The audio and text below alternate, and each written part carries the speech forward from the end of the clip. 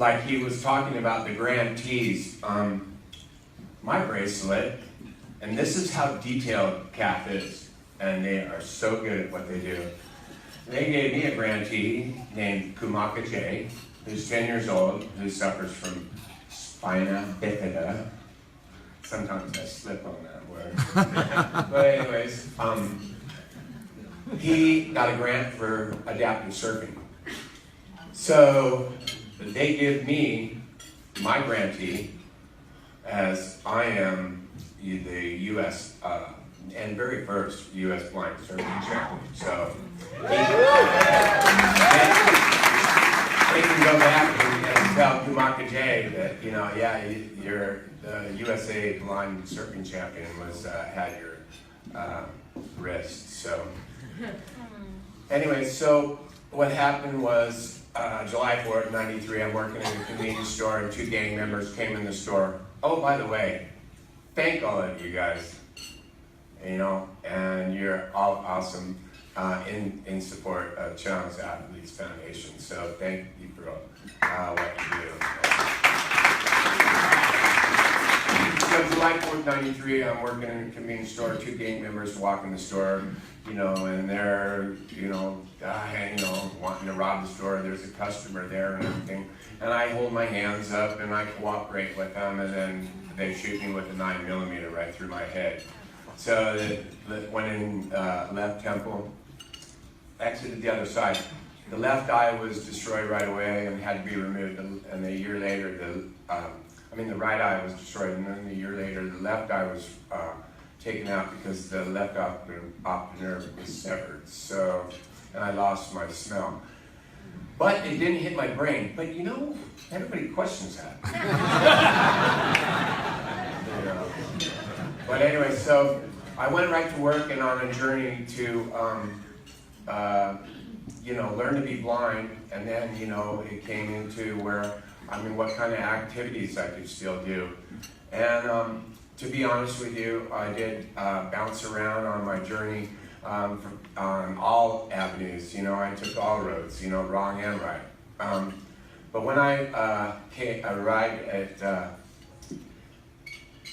CAF, and as a fat, angry victim, but with a goal to become a competitive water skier, and I put in for my first grant. It was an online grant, and to train to be a competitive water skier. And I got that first check, and from that point on, it was a launching point. And all I've done since then is got into physical fitness, and then after 2 years of the online grant, they had Operation Rebound. They realized I was a veteran, and I've been with Operation Rebound for 9 years.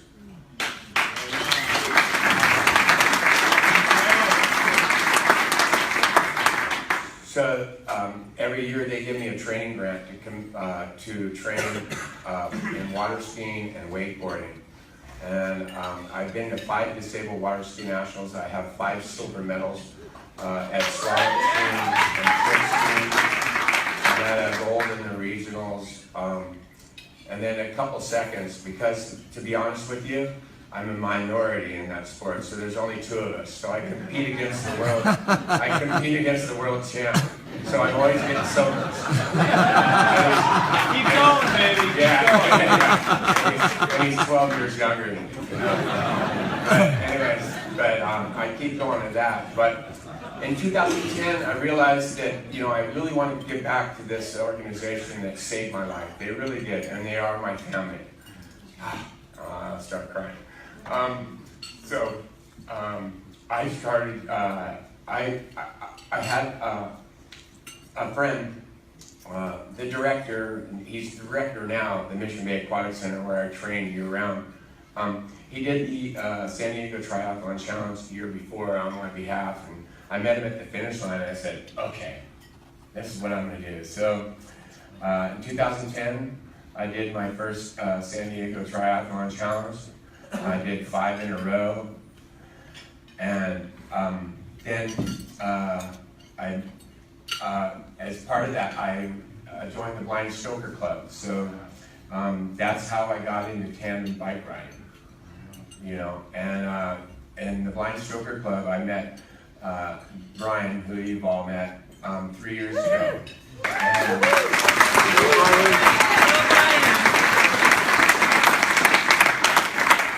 And so, you know, so they wanted me to tell you a little bit about what it's like to be a visual impaired cyclist. So the important thing is to find a captain or a pilot that you trust. And then there's chemistry and there's the technical part. You know, trying to, you know, being about the same height, same weight, so you fit on the bike and everything. So Brian came to me and he goes, hey, you know, I want to guide a blind person through Ironman. Not on my bucket list. You know,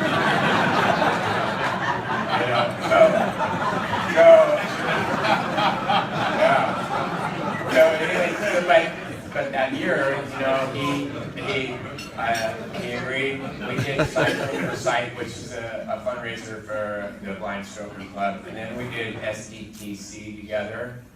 And then I trained hard, and I did my first Ironman and crossed the Arizona Ironman finish line. Yeah, baby. Yeah.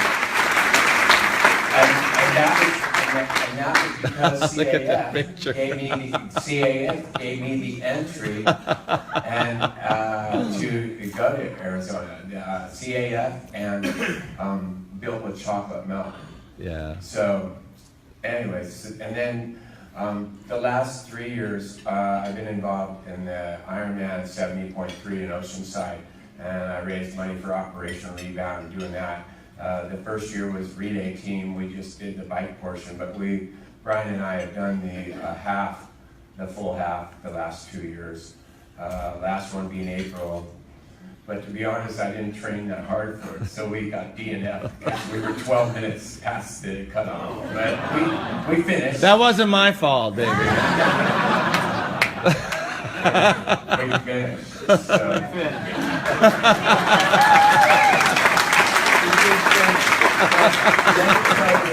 What it's like to be on the back of a tandem. So they wanted to tell me, I wanted you to let you know what it's like to be a blind person on the back of a tandem.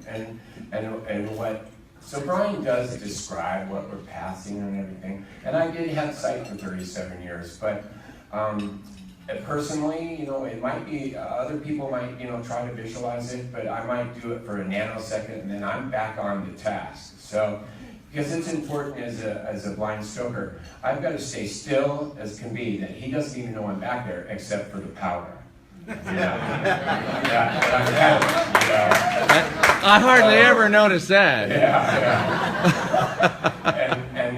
And then, you know, so when a visual impaired stoker is on the back, and you're serious about your craft, you know, you're listening to every nuance that's going on with the bike, and of course he's communicating to me, but you're also paying attention to what the pedals are doing, and so on and so forth like that. So, and then we do a lot of group riding with the Blind Stroker Club, and that's what's awesome about this event is the group riding, because you meet so many people, and there's always safety in numbers, because there's crazy drivers out there. You know, so, but, so that's just a small overview. It's just my opinion.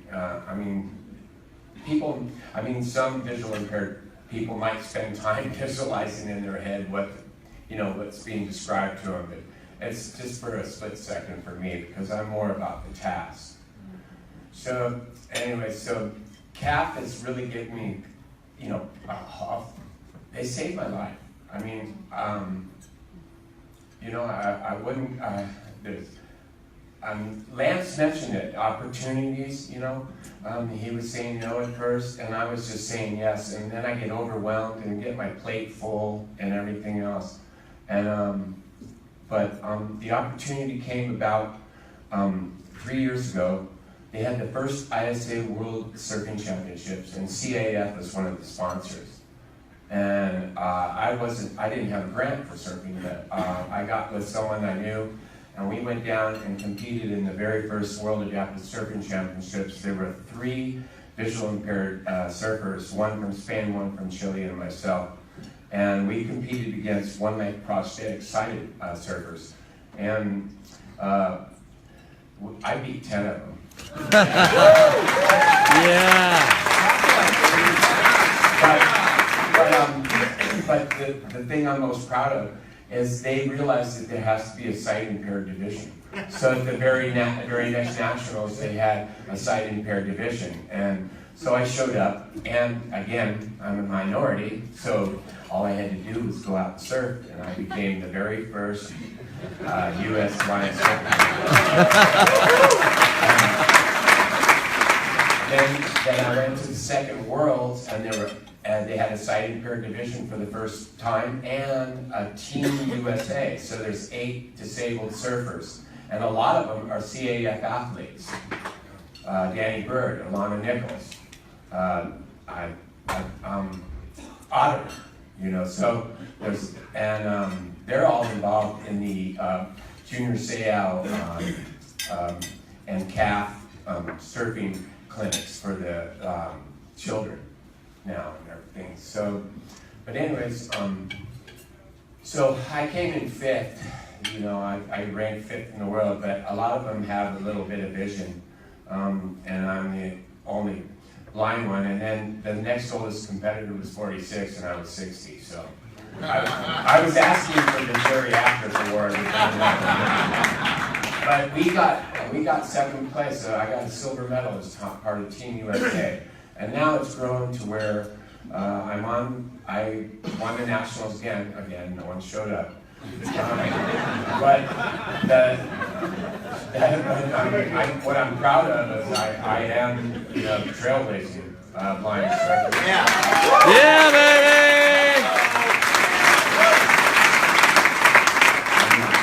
Surfing was part of my life from 10 years old on. I grew up in Newport Beach. I was a surfer dude.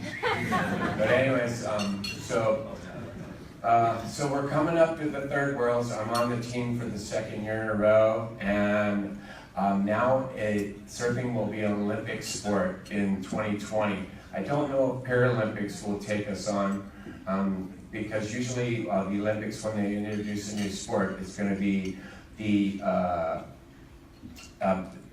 Paralympics gets it 4 years later. So either if they have the adaptive surfing and I work hard, and I'll be at the Olympics at 64 years old. If they wait 4 years, it will be 68. So, anyways, You can do it. yeah. But anyways, but I'm telling you, Team CAF and CAF is my family, man. They've been with me for a full 11 years. Yeah.